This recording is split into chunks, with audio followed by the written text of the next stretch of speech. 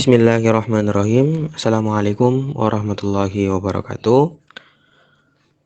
Alhamdulillahirrabbilalamin. Summassalatu wassalamu ala rasulillah wa ala alihi wa sahbihi ajmain amma ba'd. Insyaallah pada kesempatan kali ini kelompok 8 yang beranggotakan Siti Nur Fadila dengan NIM 15, saya sendiri dengan NIM 20, Natasha Putri Nabila dengan NIM 25 akan menjelaskan tentang ayat-ayat Al-Quran tentang psikologi klinis. Pengertian psikologi adalah salah satu bidang ilmu pengetahuan dan ilmu terapan yang mempelajari tentang perilaku, fungsi mental, dan proses mental manusia melalui prosedur ilmiah. Disiplin ilmu ini meneliti alur pemikiran manusia dan alasan di balik perilaku dan tindakan tersebut. Ilmu psikologi ini seringkali dimanfaatkan untuk menyelesaikan masalah atau mencari solusi tepat dalam serangkaian aktivitas manusia yang kompleks. Selanjutnya, pengertian psikologi Islam adalah ilmu yang berbicara tentang manusia, terutama kepribadian manusia yang bersifat filsafat, teori, metodologi, dan pendekatan problem dengan didasari sumber-sumber formal Islam, yakni Al-Quran dan hadis, akal, indera, dan intuisi. Psikologi Islam merupakan corak psikologi yang berlandaskan citra manusia menurut ajaran Islam, yang mempelajari keunikan dan pola perilaku manusia sebagai ungkapan pengalaman interaksi dengan diri sendiri, lingkungan sekitar, dan alam kerohanian dengan tujuan meningkatkan kesehatan mental dan kualitas keberagamaan. Selanjutnya, pengertian psikologi klinis adalah bidang ilmu psikologi yang bertujuan memahami, mencegah, dan mengurangi ketidakmampuan, gangguan, dan ketidaknyamanan yang menimbulkan masalah psikologis dalam penyesuaian dan perkembangan pribadi manusia. Psikologi klinis ini merupakan metode yang digunakan untuk mengubah atau mengembangkan jiwa seseorang berdasarkan hasil observasi dan eksperimen dengan menggunakan teknik penanganan pedagosis. Nah, psikolog klinis ini adalah setiap orang yang telah lulus pendidikan psikologi klinis sesuai dengan ketentuan peraturan perundang-undangan dan berhak memberikan pelayanan psikologi klinis kepada masyarakat. Kualifikasi pendidikan psikolog klinis paling rendah adalah lulusan pendidikan program profesi psikologi klinis, yaitu sarjana 1 psikologi yang telah mengikuti pendidikan profesi psikologi dan telah dikukuhkan dengan sebagai psikolog klinis oleh organisasi profesi, atau magister profesi psikologi di bidang psikologi klinis. Selanjutnya memasuki pembahasan inti, yakni ayat-ayat Al-Quran tentang psikologi klinis. Dalam psikologi klinis membahas tentang pertama, ruh atau jiwa. Dalam Al-Quran disebutkan surat Al-Isra ayat 85. Bismillahirrahmanirrahim. Wa yas'alunaka 'anir ruh qulir ruhu min amri rabbi wa ma utitum minal ilmi illa qalil, yang artinya, dan mereka bertanya kepadamu Muhammad tentang ruh, katakanlah, ruh itu termasuk urusan Tuhanku, sedangkan kamu diberi pengetahuan hanya sedikit. Jadi ruh itu hanya rahasia Tuhan atau Allah, dan manusia itu tidak berhak untuk mengetahui tentang ruh itu sendiri. Kemudian ada ayat lagi, Quran surat As-Sajdah ayat 9. Bismillahirrahmanirrahim. Summa sawwahu wa nafakha fihi min ruhihi wa ja'ala lakumus sam'a wal absara wal afidah qalilan ma tashkurun, yang artinya kemudian dia menyempurnakannya dan meniupkan roh atau ciptaannya ke dalam tubuhnya, dan dia menjadikan pendengaran, penglihatan, dan hati bagimu, tetapi sedikit sekali kamu bersyukur. Maksudnya, Tuhan telah memberikan pendengaran, penglihatan, dan hati bagi ciptaannya, namun ciptaannya tersebut hanyalah sedikit bersyukur. Ayat tentang ruh atau jiwa selanjutnya ada pada Quran Surat Al-Hijr ayat 5. Bismillahirrahmanirrahim. Ma tasbiqu min ummatin ajalaha wa ma yastakhirun, yang artinya tidak ada suatu umat pun yang dapat mendahului ajalnya dan tidak pula dapat mengundurkannya. Jadi setiap manusia itu hanya berhak menerima takdir kapan ia diwujudkan dan kapan ia diambil kembali oleh Tuhan. Ayat berikutnya ada pada Quran Surat Ali Imran ayat 191. Bismillahirrahmanirrahim. Alladzina yadhkurunallaha qiyaman wa qu'udan wa 'ala junubihim wa yatafakkaruna fi khalqis samawati wal ard. Rabbana ma khalaqta hadza batila subhanaka faqina 'adzaban nar, yang artinya yaitu orang-orang yang mengingat Allah sambil berdiri atau duduk atau dalam keadaan berbaring, dan mereka memikirkan tentang penciptaan langit dan bumi seraya berkata, Ya Tuhan kami, tiadalah Engkau menciptakan ini dengan sia-sia, Maha suci Engkau, maka peliharalah kami dari siksa neraka. Seorang psikolog klinis juga harus memiliki etika untuk berkomunikasi dengan klien atau orang lain. Dalam Al-Quran Surat Ar-Rahman ayat 1-4 disebutkan, Bismillahirrahmanirrahim. Ar-Rahman 'allamal Qur'an khalaqal insana 'allamahul bayan, yang artinya Tuhan yang Maha Pemurah yang telah mengajarkan Al-Quran. Dia menciptakan manusia, mengajarkannya pandai berbicara. Maksudnya pandai berbicara yaitu berbicara dengan sopan dan dengan penuh etika kepada orang lain. Ayat berikutnya disebutkan dalam Quran Surat Az-Zumar ayat 33. Bismillahirrahmanirrahim. Alladzi jaa'a bis-sidqi wa saddaqa bih.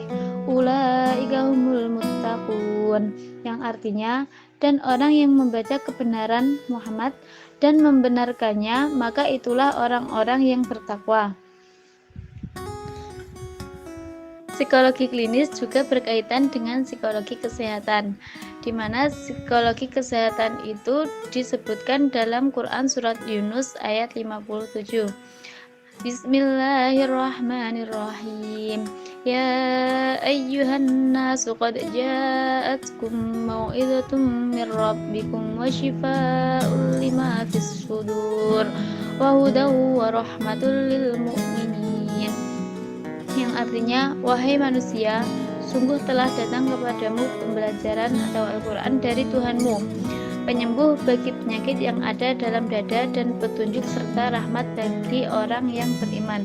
Jadi, di dalam Al-Quran itu sendiri sudah terdapat obat-obatan atau resep untuk menyembuhkan segala penyakit. Dengan mengaitkan psikologi klinis dengan psikologi kesehatan, maka terkait pula psikologi klinis dengan kesehatan mental, di mana dalam Al-Quran disebutkan Bismillahirrahmanirrahim.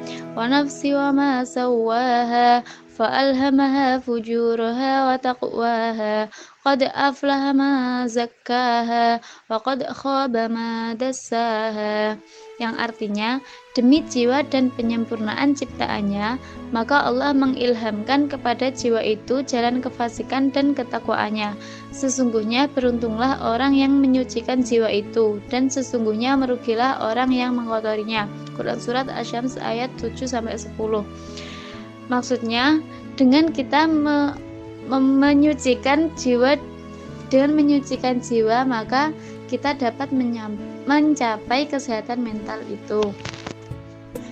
Kemudian dalam Quran Surat Yunus ayat 53 juga disebutkan wa ma ubarri'u nafsi innan nafsa la'ammaratun bisu'i illa ma rahima rabbi inna rabbi ghafurur rahim, yang artinya, dan aku tidak membebaskan diriku dari kesalahan karena sesungguhnya nafsu itu selalu menyuruh kepada kejahatan kecuali nafsu yang diberi rahmat oleh Tuhanku. Sesungguhnya Tuhanku Maha Pengampun lagi Maha Penyayang. Jadi dengan kita menghindari nafsu yang jelek itu, kita juga dapat mencapai kesehatan mental kita. Kecuali nafsu yang diberi rahmat itu berarti kita sudah mencapai kesehatan mental itu sendiri. Untuk itu, untuk penjelasan pertama akan dibawakan oleh saudari Natasha Putri Nabila. Dengan ini kami persilahkan. Kemudian lanjut ke pembahasan selanjutnya, yaitu terapi.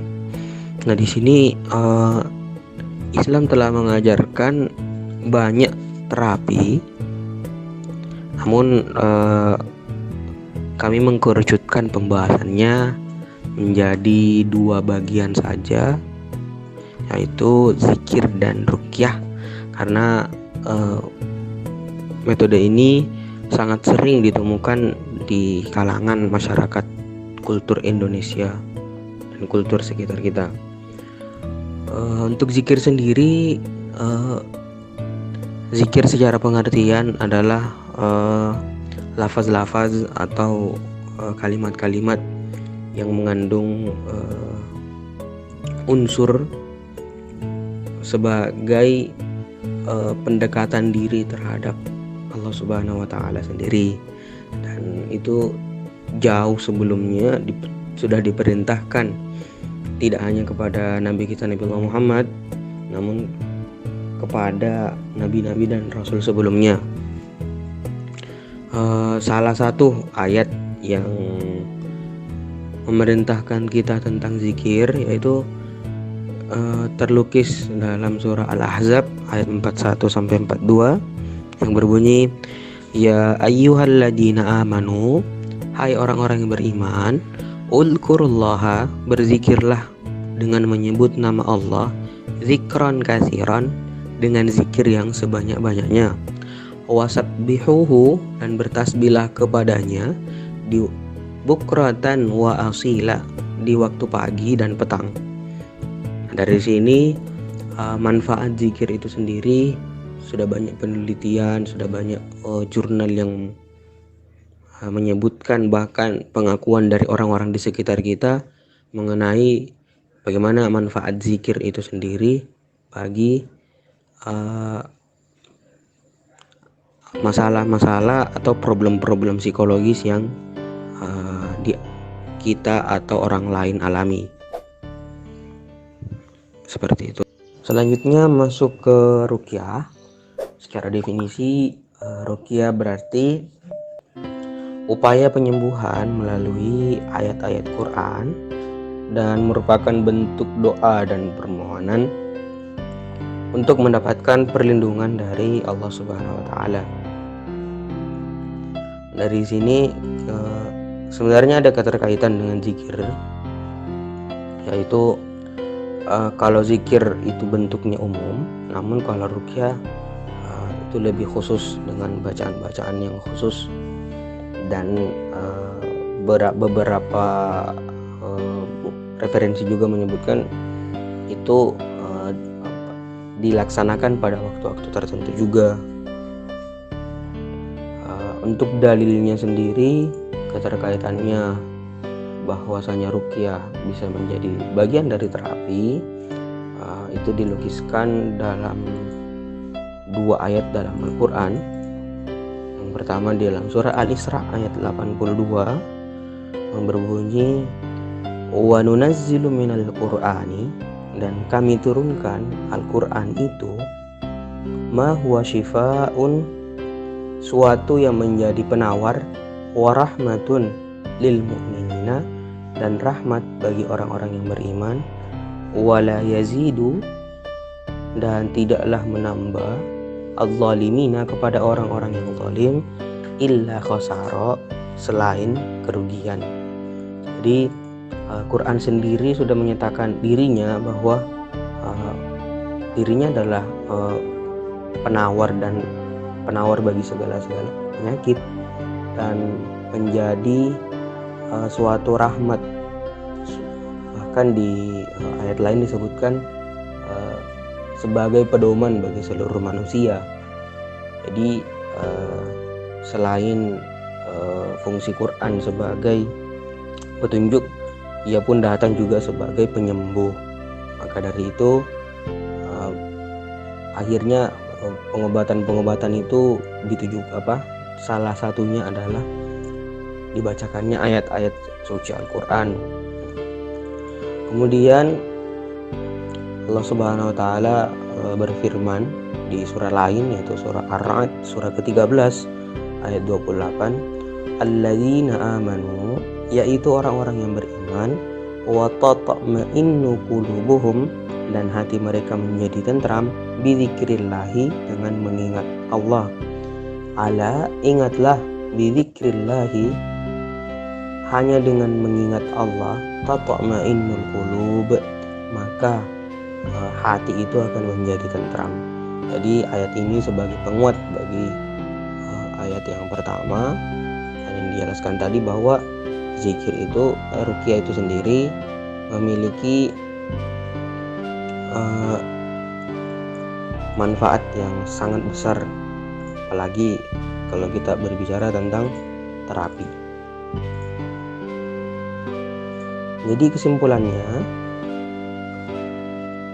Jadi kesimpulannya Al-Quran sebagai pedoman bagi manusia. Banyak yang kita bisa kaji dari Al-Quran itu sendiri, apalagi untuk tema kelompok kami yaitu psikologi klinis. Banyak ayat yang menunjukkan yang sudah dijelaskan oleh saudari Nur dan saudari Syah. Kemudian psikologi klinis memiliki beberapa keterkaitan dengan ayat-ayat Al-Quran.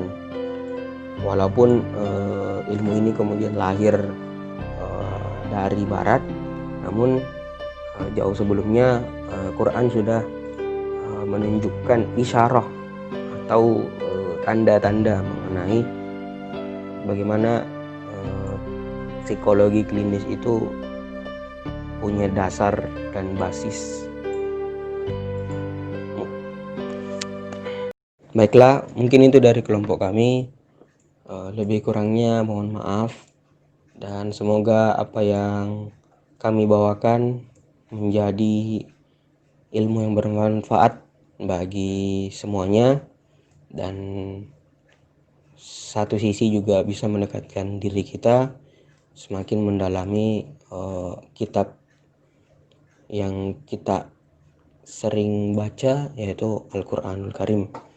Demikian, wassalamualaikum warahmatullahi wabarakatuh.